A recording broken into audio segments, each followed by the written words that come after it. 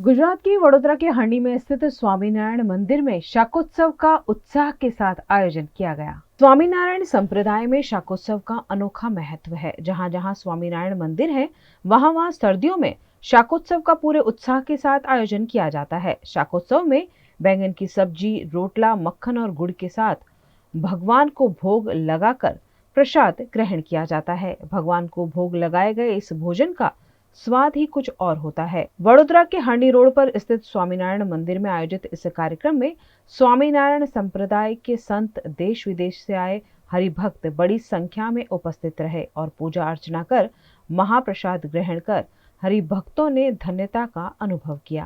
આજે સર્વાવતારી શ્રી સ્વામિનારાયણ ભગવાને જે 202 વર્ષ પહેલાં શાકોત્સવની શરૂઆત કરી હતી, એનો ખૂબ જ ઉલ્લાસભેર એ ઉત્સવ મનાવવામાં આવી રહ્યો છે.